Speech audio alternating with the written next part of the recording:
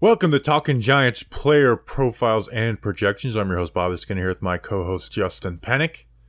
And we are back in PPP season. So this is the first one. So I'll give a little explanation, start a little bit at the top. We are doing an episode every single weekday for the next 6 weeks throughout all of training camp. We will have on Monday, Wednesday, and Thursday will be two players, one offense, one defense, talking about those players individually, and then you'll have your regular Tuesday and Friday pods. It's a little different this year with some of the preseason games, but man, I am very excited, and we are starting with Sterling Shepard and Azeez Ojulari, and this is the fifth year we've done this. This is the fifth year Sterling Shepard will be the one we lead it off with. Longest tenured Giant, Sterling Shepard will always be the first player that we kick off PPPs with, as long as he is a New York Football Giant. Hey, Bobby Skinner, and I want to welcome everybody. It's PPP season. It's training camp season. Bobby Skinner and I are going to be together in East Rutherford, New Jersey, Quest Diagnostics Training Center, watching our New York Football Giants practice this week. Really excited for that. This is the time of the year that I love the most. Bobby's a big fan of draft season. I love camp season the most because you're 0-0. You have an 0-0 record. The record's all clean. Everything's wiped clean. All there is optimism. And we cover camp, I think, better than anybody else. And I love that. So 5 days a week, plus we have live streams too on YouTube after the practices that are open to the public. Bobby Skinner, let's do it. But let's kick off PPPs with Sterling Shepard. Sterling Shepard, 5'10", 201 pounds, 30 years old now. He's hit the 30-year-old mark. He is the longest tenured Giant by 2 years. And if Saquon were to sit out, it'd be by 3 years with Saquon not there and Nick Gates leaving for Washington. And Sterling Shepard has been one of the most frustrating players to cover the last 5 years because he's a good player, right? And I want to ask, is he the best wide receiver on the team when he's healthy? Because 2021 version of Sterling Shepard is the best wide receiver on this team by a mile, but his biggest issue is he misses games, and it's getting worse, and that's why I didn't think he'd be back this season.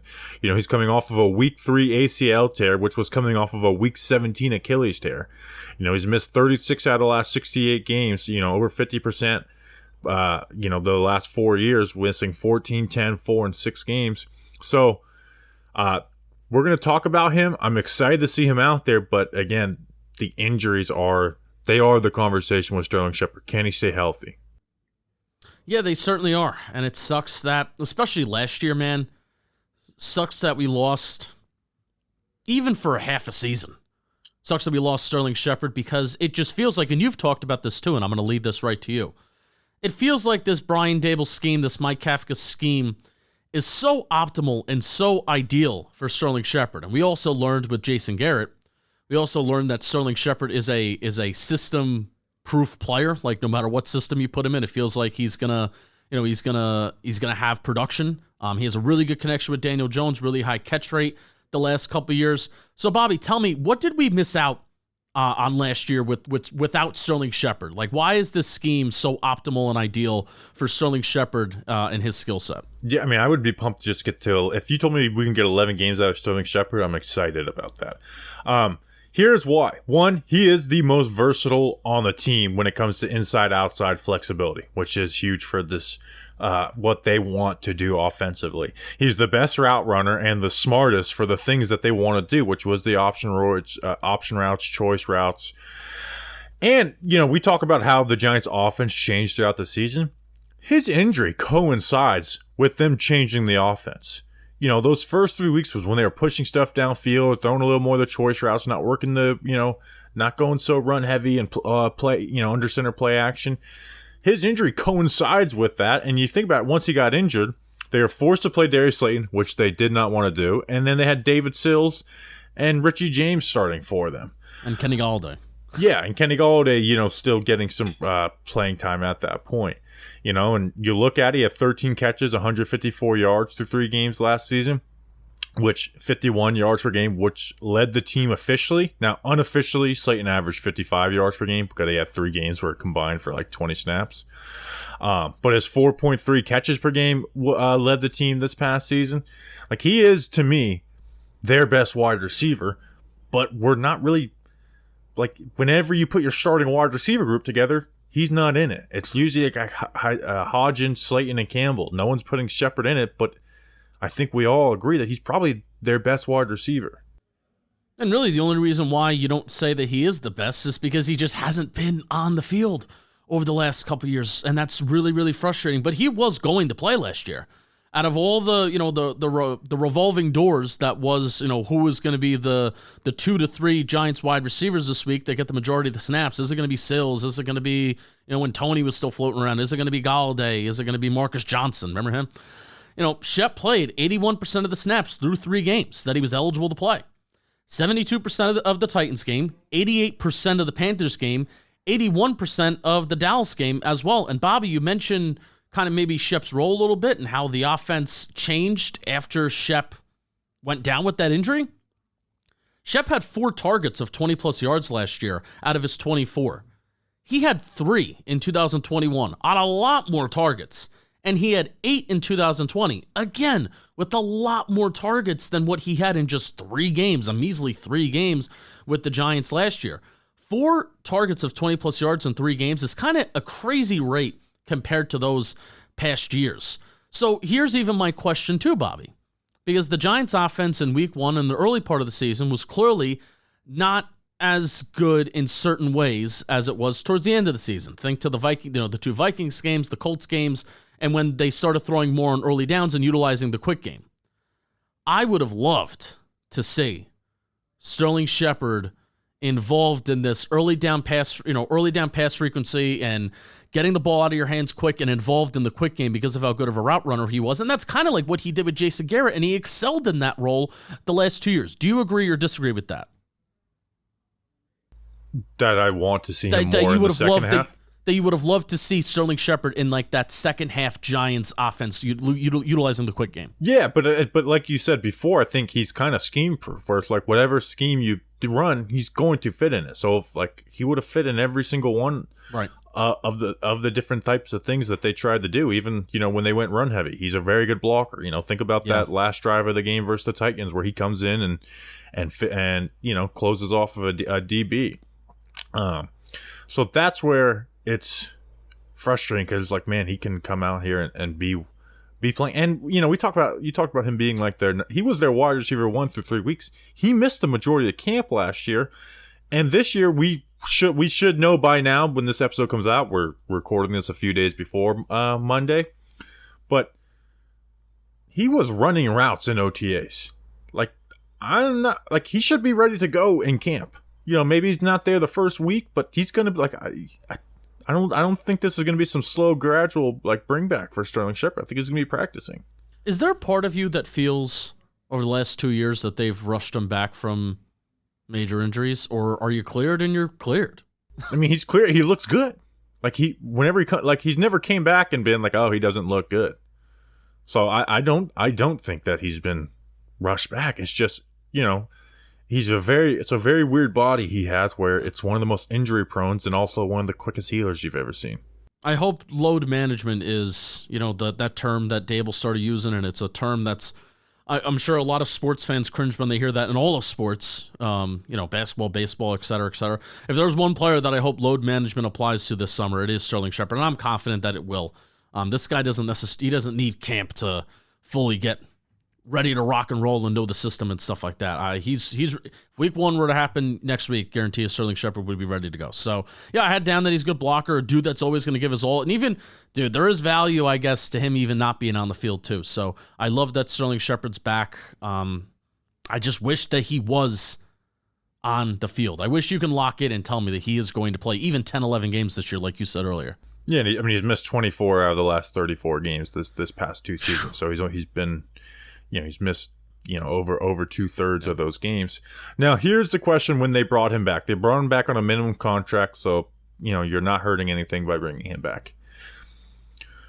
But we said, what is the plan for him, though? Because he's not a 6 wide receiver. But again, no one really puts him in that starting wide receiver group. And you talk about, when injuries happen, that stuff takes care of itself, but Shep has been the one that's been often in that spot.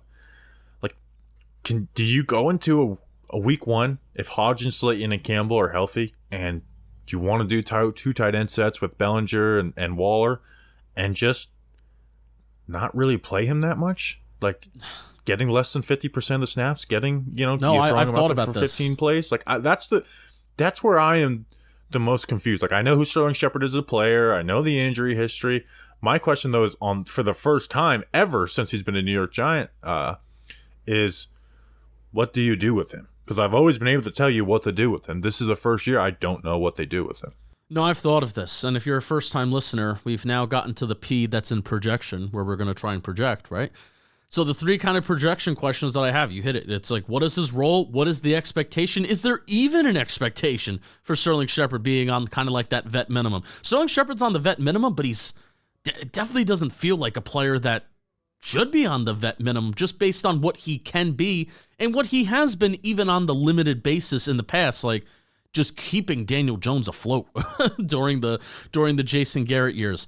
Week 1, let's just say everyone is relatively healthy. I do think he plays at least 50% of the snaps. I do.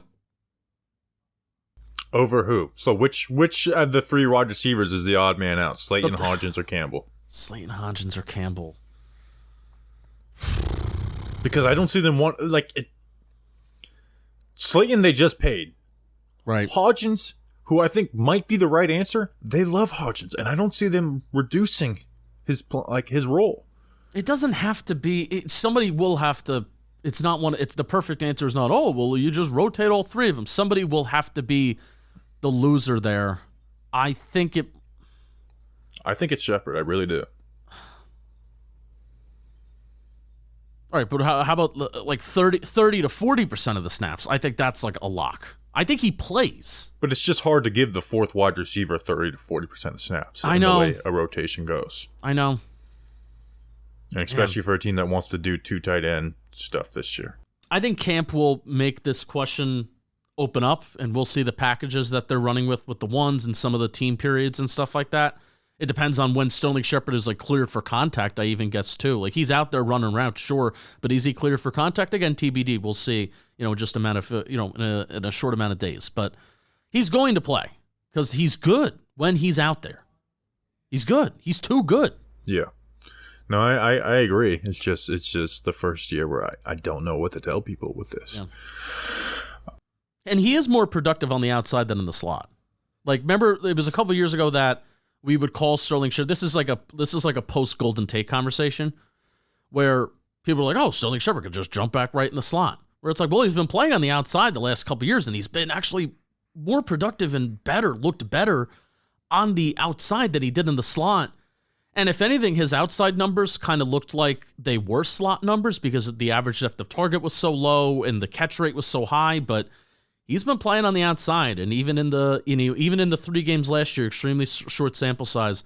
I looked at the splits. He was more productive on the outside than when he was in the slot. So that's why he's such a perfect fit for this team. He has the most versatility from the inside out. He's the best route runner. I think he's the smartest. He blocks. It's just he can't get on the field. So if he would have played last year, I'm telling you, he would have been the clear wide receiver 1 for the team. All right. Slayton would have had to come in and out of the speed of element, but he would have been the guy the offense ran through in the passing game. He has at least 1 touchdown every year of his career, so that has to continue this year. He's got to get at least 1. Yeah, let's get him that 1. First receiving touchdown of a lot of years too. His rookie year, that Dallas game, he scored the first touchdown. Yeah. Or was it Cruz who had it might have been Cruz. Yeah. I remember they both had touchdowns last year, 2021 versus the Broncos. 2020 versus the Steelers, that was Slayton. 2019 was Ingram. 2018 Barkley rushing touchdown. You've been thinking receiving touchdown. Receiving. Did we have a receiving touchdown in that Jags game? Tough. I don't think it was in 2000. All right. Anyways. All right. That's Sterling Shepard. Azeez Ojulari, 6'2", 255 pounds, 23 years old, heading into year 3 after being a second-round draft pick for the New York Giants from out of 2021. Last year, Justin only played 7 games, but he had 5.5 sacks, 7 QB hits, compared to the year before as a rookie, where he had a good rookie year, played 17 games, but he had 8 sacks, 13 QB hits. Justin, Azeez Ojulari is another guy who falls in this frustrating category because he didn't just have one injury last season, but he was productive and made a huge difference. We're going to go into some stuff where I think he really made a difference to this defense when he was on the field, but he just got injured 4 different times. Like, he came into the camp on PUP, then got hurt in the preseason, then came back and then got hurt again, and then came back and then was limited to at the end of the season. Azeez Ojulari took an actual second-year jump, where a lot of people in Azeez Ojulari's shoes who have their rookie season, they don't take that year 2 jump. Azeez did, but it was just he wasn't on the field enough to really shine. Yeah, the injuries last year, both calves acted up for him. Usually sometimes you hear maybe the hammy injury over the summer that plagues some wide receivers, or even any kind of lower body injury that you get over the summer. It could plague you for an entire year. Well, he didn't just get one calf hurt in the summer. Well, he got another calf hurt sometime around last year too. But I listened to the Giants Huddle podcast interview that he did before this. He said he's 100% ready to go health-wise. He thought that it was something a lot worse when he felt the calf pop during last summer, during like the Jets-Giants joint practices, during just like light sprints. It happened. It was very, very weird last summer to see him go down because it was such light. It wasn't even contact, because it was just him jogging that he had the calf injury. You're thinking that he's like done, and it's like, oh, this is bad. Usually when guys go down like that, it's really bad. Azeez also I took notes from that interview. We talked about moving all around the line of scrimmage, and there was a call back to Philadelphia Eagles game where he like impacted the QB. I'll let Bobby talk about that. He talked about himself versus the run. He said a big point of emphasis this camp is strike at the point of attack and getting off of blocks and shedding off blocks. But striking at the point of attack, that sounds like setting an edge to me. Is off-season training as a way to maybe offset the injuries that happened this past year. He went down a group for lifting. That was the words that he used. So in years past, he would be training with Andrew Thomas. This past year, he was training with familiar friend Evan Ingram, so he wasn't lifting with the offensive lineman and the big defensive lineman. So he was lifting lighter weights and not going such with the heavyweight training, which I think is it sounds like it's a good thing according to smart people. He is the same weight as last year, 250 to 255 pounds. Wink Martindale did say that he is coming in a little heavier, but Azeez Ojulari says he doesn't see himself going any higher for the rest of his career, which is hey, I think that's a kind of a good benchmark for Azeez to be at. He certainly looks bulky, certainly looks big. And man, this wasn't in the interview, but I looked at his Pro Football Reference page, 23 years old. That's it. Azeez Ojulari is 23 years old, and I'm so excited to watch him this year. We'll get into the stats, but Bobby, let me get your thoughts. Yeah, and I remember that being a talking point coming out of the draft, 21 years old, very young. The numbers last year were really good for him. Like, if you just put a season on a 17-game rate, like, he had 13 sacks, 17 QB hits, and 22 pressures. And you would look at that and be like, ooh, but that's heavily favored towards sacks. Sacks aren't the most predictable, because the QB hits and pressures aren't super high on that 17-game rate.